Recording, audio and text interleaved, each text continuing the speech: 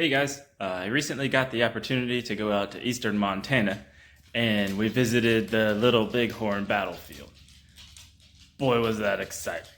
Um, it's on a Crow Indian reservation.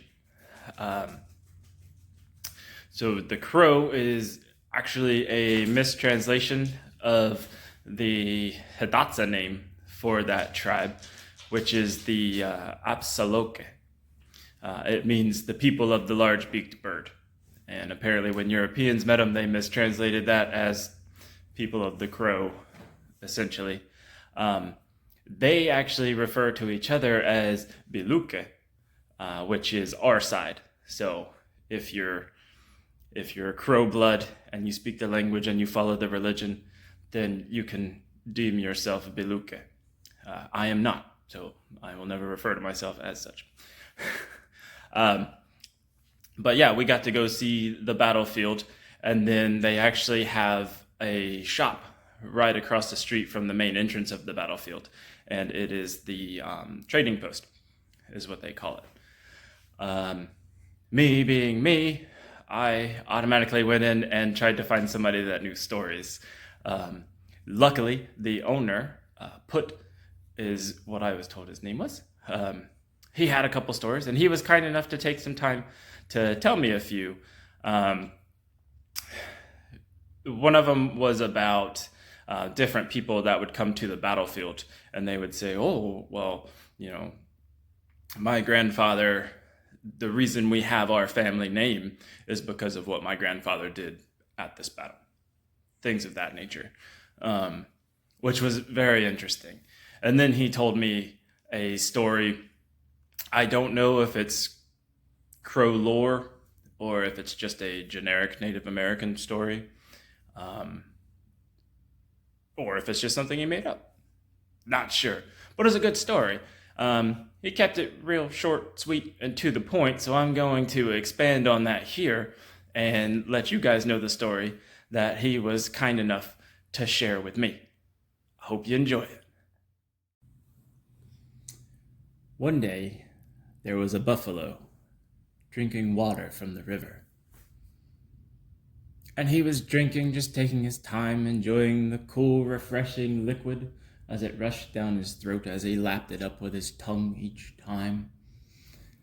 Not thinking of anything much, just hanging out, having a drink, maybe 7, nobody really knows. And then a turtle began to walk up. And this turtle, with his, slow strides, came up towards the buffalo, and he looked at the river, and he looked at the buffalo, and then he looked at the river, and he looked across the river. And he said, well, dang, I'd like to get across the river. I know how to swim. I don't really feel like swimming, though. I wonder if this buffalo would help me across. So the turtle goes to the buffalo and he says, hey, buddy, I was wondering if you would be willing to give me a ride across the river so that I don't have to swim. And the buffalo was face deep in that river, getting himself some more water. And he came up and he shook his head and the water sprayed, no doubt. Some of it landed on the turtle, and the turtle just kind of smirked and was like, buffalo. And then he asked again, buffalo, sir, would you be willing to give me a ride across the river so that I can get to the other side? And the buffalo had taken a break from drinking, and he comes up and he thinks and he ponders. And he says, you know what? Why not? The water might be better on the other side anyway. I can go across, and then I can have more water from the other side of the river. And, there's nothing wrong with having this turtle come across with me.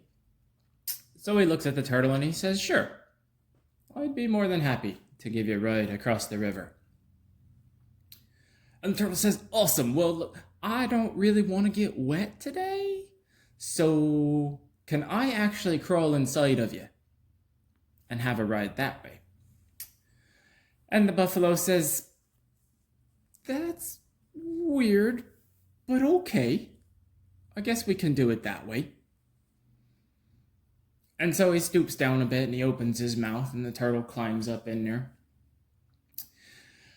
And the buffalo begins to wade out into the water. And he goes. Finally, he reaches a point where his feet ain't reaching the ground no more. And he's swimming now, full on swimming. And he's getting across and suddenly, he starts to feel something weird in his stomach. He's like, man, I wonder what's going on. Maybe I should turn back. Not feeling too good. No. I told this turtle I'd get him across, and I'm interested in that other side of the water. So let me get across here. And as he swam, the pain just kept getting worse and worse, and he was cramping and wasn't sure what was going on, but he saw the other side in sight, so he said, all right, I'm just going to push on, and I'm going to get across this river so I can get this turtle to the other side, and then I can drink from the other side of the water. Maybe it'll make my stomach feel a little bit better. And he was swimming, and he was building up momentum, and suddenly, the buffalo just gave out. He wasn't kicking no more. He wasn't breathing no more. But his momentum carried him to the other side of the river. And when they got there, the turtle crawled out of his mouth. And there was entrails and everything all around the turtle's beak and whatnot. And it turned out that the pain that the buffalo was feeling was that turtle eating his insides. So, the moral of the story that Putt told me was that, sometimes there's a lot of people like this turtle who they know how to do what they need to do, and they know they can do what they need to do whatever they want. In this case, get to the other side of the river because the turtle knew how to swim.